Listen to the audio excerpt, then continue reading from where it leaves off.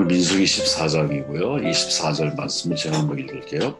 그러나 내 종 갈렙은 그 마음이 그들과 달라서 나를 온전히 따랐은즉 그가 갔던 땅으로 내가 그를 인도하여 드리리니 그의 자손이 그 땅을 차지하리라. 교회 비전은 하나님의 말씀이다 라는 제목이고요. 비전에 대해서 여러분들이 좀 묵상하는 시간이 되었으면 좋겠습니다. 비전이라고 말을 하면 우리에게 되게 가깝지만 또 되게 쉽지 않은 말이죠. 저는 예전에 이제 목회를 처음에 시작할 때 보통 우리가 일반 목사님들이 신학교에 지원해서 가잖아요. 그러면 보통 대부분 생각의 흐름이 어떻게 진행되냐면 내가 어떤 비전을 가지고 신학교를 입학했다기보다는 신학교에 가서 이제 공부를 하고 같이 사람들을 사귀고 여러 가지 이제 그런 과정을 거치다 보면 신학교에서 나에게 요구하는 과정 속에 내가 충실하게 살아갈 때가 많거든요. 당연히 내가 목사가 되고 이 다음에 교회 개척해서 내가 목회를 잘해서 성공적으로 인생을 살아내야지 뭐 이런 목표를 그냥 단순히 가져요.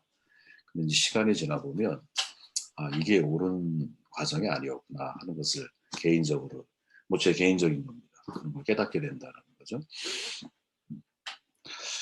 과정이 바뀌어야 됩니다. 사실 어떻게 내가 하나님이 주신 비전이 무엇인지를 발견하고 근데 이 비전을 이룰 수 있는 교단이 어디가 제일 적절한지를 선택할 줄 알아야 되고 그리고 그 교단을 통해서 하나님의 뜻이 이제 나에게 주신 비전이 잘 이루어질 수 있도록 우리가 서로 협력하고 도와야 할 책임이 사실 우리 가운데 있다라는 거죠. 근데 이게 주객에 전도되듯이 거꾸로 바뀌다 보면 내가 교회가 교단에 이제 마치 부속기관처럼 교단을 위해 존재하는 교회가 되는 이런 이상한 형태의 일들이 벌어지거든요.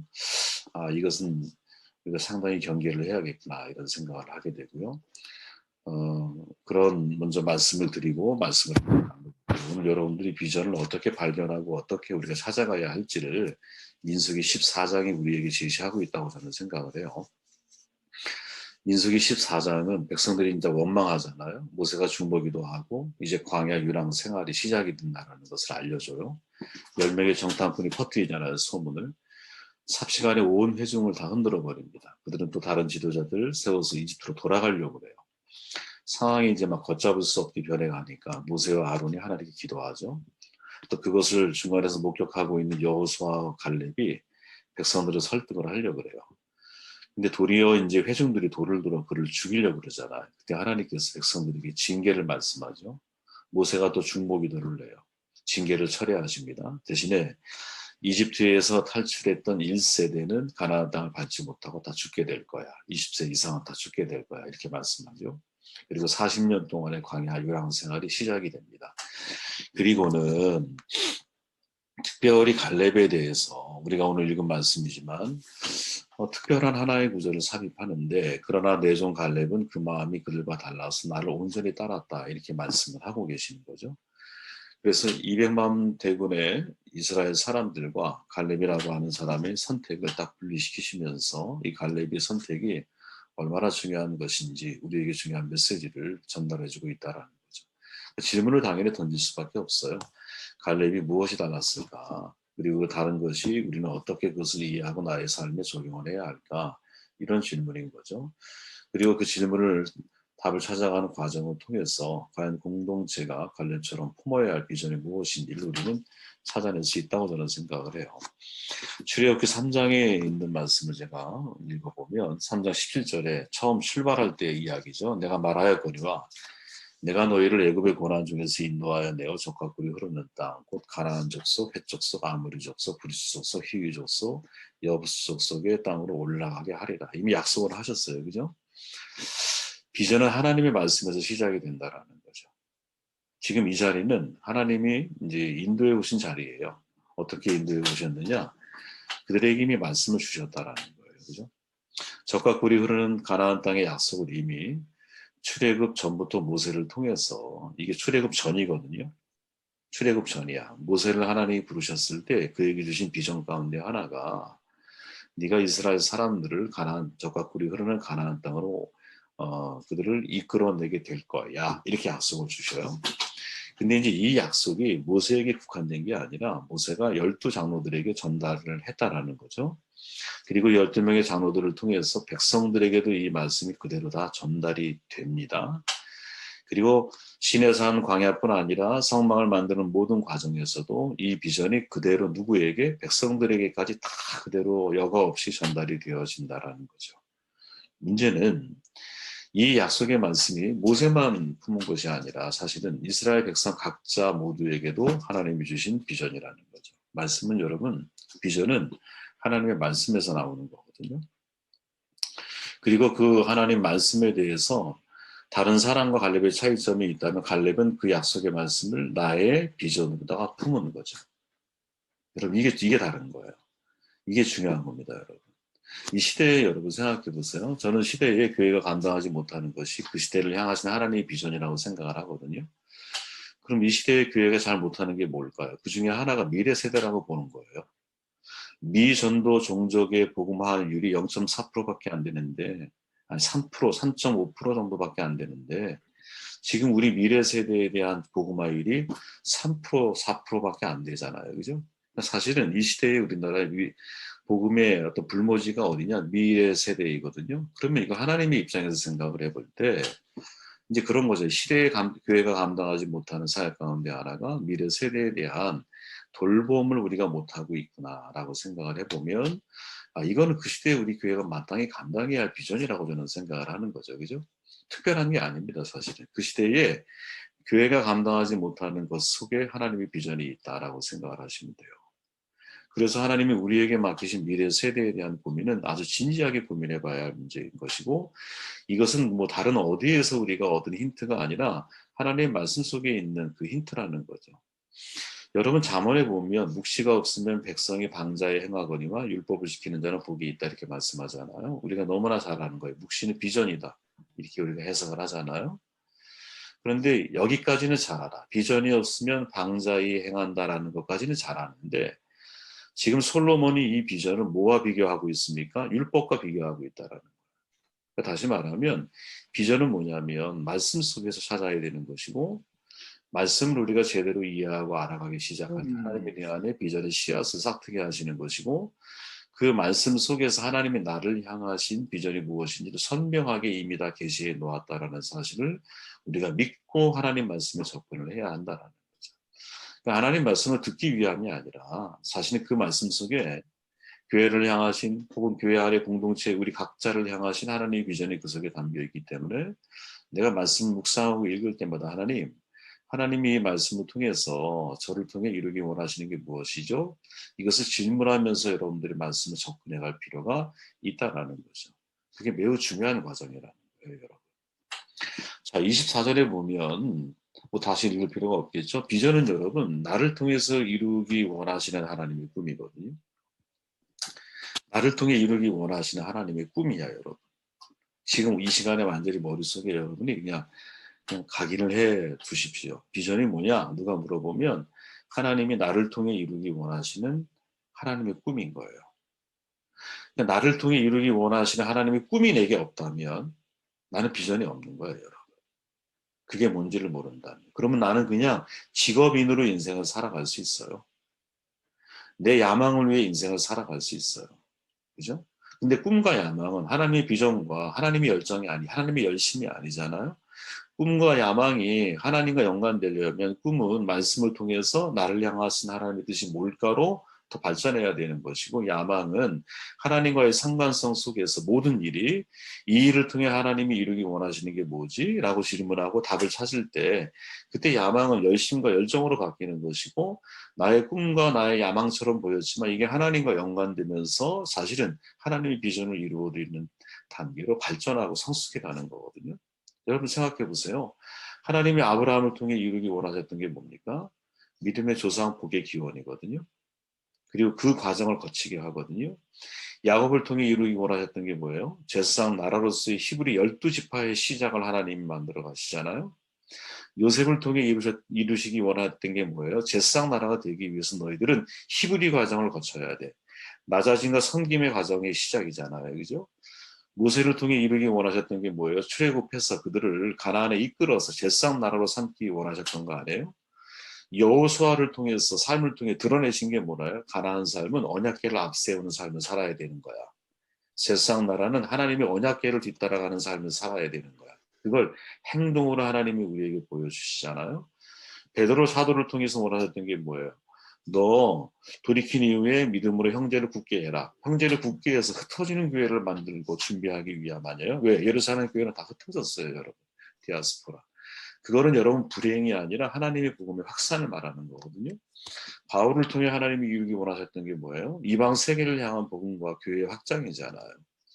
이 모든 일들을 위해서 하나님이 신약에서 이루신 과정들을 떠올려 보십시오, 여러분. 세상의 권력인 로마를 하나님이 통해서 도로망을 만들고 안전한 해상을 확보하고 여권과 비자 없이 지중해 연안 모든 세계를 돌아다닐 수 있는 토대를 만들어 주셔요. 어제 내가 나눈 말씀이잖아요, 그죠?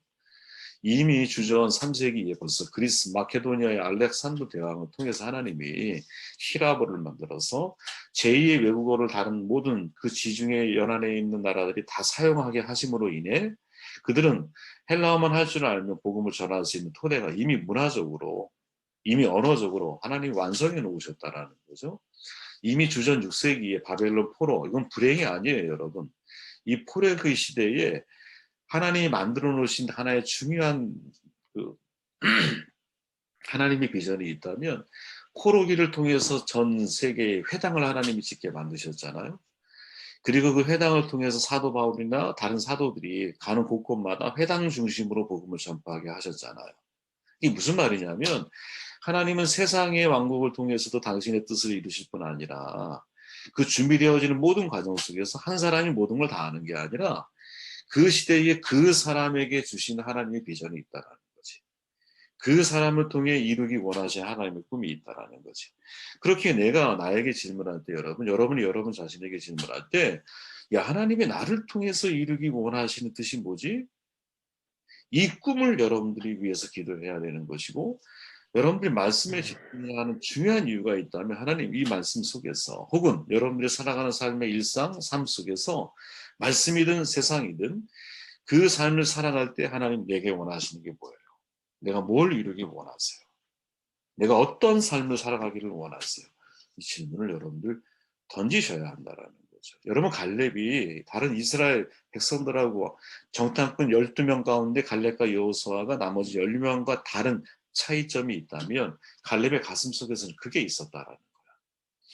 여러분 다른 사람은 왜 가나안 사람도 장대하고 안악사서는 너무나 거대해서 우리가 감히 그들을 등에 이길 수 없어요 라고 부정적인 이야기를 할 때 갈렙과 여호수아는 뭐라고 말합니까? 자기가 본 그 땅을 아름다운 땅이다라고 이야기해요.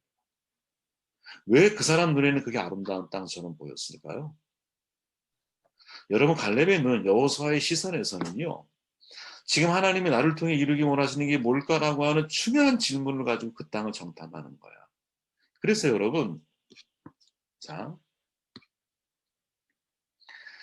제가 세 번째 드리는 말씀인데 비전이 중요하게 우리 가운데 정착되어지는 과정에서 비전을 내 마음속에 하나님이 나를 통해서 이루기 원하시는 말씀이 무엇인지를 내가 찾기 위해서 여러분 내가 세상에 나아가든 아니면 내가 말씀에 집중하든 어떠한 자리에서도 이 말씀을 가지고 탐색하는 과정을 반드시 거쳐 가셔야 된다.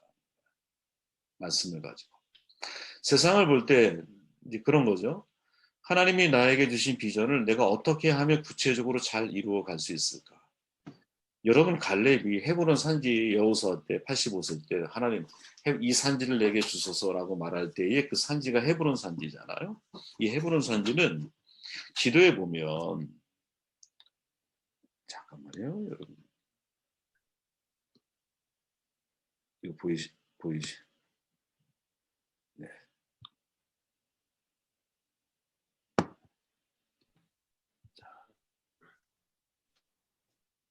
보이시죠 여기? 이게 헤브론 산지예요. 갈렙이 유다 지파거든요. 유다 지파가 가장 넓은 땅을 소유하게 돼요. 그 중에 헤브론 산지가 여기 있는데 이 헤브론 산지를 저도 가보았지만 아주 그냥 거친 산악지대잖아요.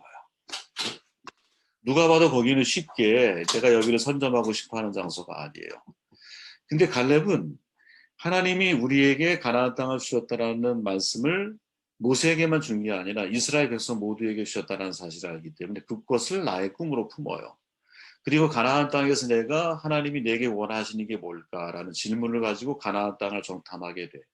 그러면서 갈렙의 마음속에서 가장 눈에 띄었던 장소가 어디냐면 이 헤브론 산지였어. 그래서 갈렙은 다른 쉬운 장소를 다 제껴두고 아무 누구도 이 헤브론 산지를 원했던 사람이 없거든요. 근데 갈렙은 헤브론 산지를 선택을 해. 왜 선택을 했느냐? 여기는 굉장히 중요한 장소예요. 이 이름 자체가 약속의 기업의 땅이고요. 여기는 아브라함이 여기에서 묻힌 장소고 믿음의 조상이 하나님을 경배하고 제단을 쌓았던 장소고 아브라함, 이삭, 야곱 모두가 다 여기에 붙어있는 장소고 다윗이 나중에 도성을 쌓았던 천혜의 요새지가 바로 여기고 포도원 산지가 있는 곳이 바로 여기고 쉽게 말하면 이곳이 이스라엘에게 있어서는 완전히 고향과 같은 장소예요. 근데 문제는 이 땅에 아락 사람 가운데서 가장 큰 사람들이 이 땅에 있었거든. 그러니까 누구도 이 땅을 소유하려고 하지를 않아. 누구도 이 땅을 가고 싶어 하지 않아. 왜? 너무나 두려운 존재가 있어요. 그런데 갈렙의 눈에는 이 땅이 어떻게 보였냐면 너무나 아름다운 땅인 거야. 여러분 모든 사람들이 볼 때 저 땅은 아름답지가 않아. 쉽게 점령할 수 없는 장소야. 근데 나의 눈에는 그게 아름답게 보이는 거야. 여러분 이게 사명인 거예요. 네. 누구도 여러분 예를 들어 우즈베키스탄 이런 데 아름다워 보이지 않아요. 그러나 어떤 선교사님 눈에는 거기가 너무나 아름다워 보이는 거예요. 누구도 북한에 들어가는 게 쉬운 일이 아니에요, 여러분. 그죠? 목숨을 내가 내걸고 들어가야 되는 거 아니에요? 근데 누군가에게는 그게 너무나 아름답고 너무나 소중하고 너무나 귀해 보이는 거예요. 누구나 장애인이 다 아름다워 보이는 게 아니거든요. 근데 어떤 사람의 눈에는 그 장애인이 너무나 소중한 가치처럼 보여요. 누구나 미래 세대가 다 소중하고 귀한 거 알죠. 그죠? 다 알아. 하지만 그 일을 내가 하고 싶어 하지는 않아. 그런데 누군가에게는 그 일이 내가 하지 않으면 안 되는 사명처럼 다가오는 거예요. 지금 이 과정을 여러분들이 되게 중시하라는 거예요. 이 과정을 잊지 말라는 거예요. 자세한 내용은 여러분 제가 보내드린 글을 천천히 읽어보시면 더 이해가 되시겠지만 한번 제가 다시 정리해드리면 그런 거예요. 야, 비전이 뭘까? 비전은 분명히 하나님 말씀에서 시작이 돼요. 근데 그 하나님 말씀 속에서 하나님이 나를 통해 이루기 원하시는 꿈이 비전인 거예요. 그러면 나를 통해 이루시기 원하시는 꿈을 우리가 어떻게 찾아갈 수 있느냐? 말씀을 가지고 탐색을 해야 돼요, 여러분. 말씀을 가지고 내 인생을 분석해야 되고요. 말씀을 가지고 내가 속해 있는 세상 속에서, 내가 일하고 있는 직장 속에서, 내가 꿈꾸고 원하는 모든 것들을 말씀을 가지고 하나하나 탐구를 하고 찾아가야 돼요. 그래서 하나님이 내게 아름답게 보이는 것이 무엇인지를 찾아내셔야 돼요. 다른 모든 사람들에게는 헤브론 산지가 아름다워 보이지 않아요. 근데 갈렙에게는 여러분 그 헤브론 산지가 너무너무 아름다운 땅인 거야. 거기는 약속의 땅인 거예요. 거기는 우리의 조상이 묻혀있는 땅이야. 근데 다른 사람의 눈에 볼 때는 산악지대요. 너무나 거친 사람들이 그 땅을 차지하고 있어. 점령하기 너무나 어려워. 그리고 거기는 별로 메리트가 있는 땅처럼 보이지를 않아. 그러나 누구에게는 갈렙에게는 그 땅이 하나님이 내게 주신 천혜의 땅인 거예요. 여러분의 눈에 그렇게 보이는 게 뭐가 있느냐 이거지. 저는 여러분들이 비전을 찾는 사람들이 되었으면 좋겠어요. 그 비전을 위해서 기도하는 사람이 되었으면 좋겠고요. 말씀을 읽을 때 하나님 말씀 속에서 나를 향하신 하나님 나를 통해 이루기 원하시는 게 뭐예요? 그것을 위해서 기도하셔야 되고 그것을 찾을 때 여러분들이 비로소 인생의 자유를 누리고 내가 살아야 할 이유가 무엇인지를 깨닫게 되고요. 여러분들의 삶을 가슴 뛰게 만드는 일이 시작이 되는 거예요. 이런 축복이 여러분들 가운데 있기를 바랍니다. 오늘은 제가 말씀이 아니라 비전이라고 하는 여러 가지 것들을 저의 그냥 간단한 생각들과 함께 나누는 시간을 가졌고요. 이번 한 주는 여러분 비전을 위해서 기도하셨으면 좋겠어요. 하나님 말씀 자체가 비전이고 그 말씀 속에서 나를 통해 이루기 원하시는 하나님의 꿈이 뭔지를 찾는 게 비전이고요. 그것을 내가 속해 있는 세상 속에서 내가 어떻게 탐색하고 하나님이 내게 아름답게 보이는 사역의 대상, 아름답게 보이는 사역이 무엇인지를 위해서 함께 기도하시고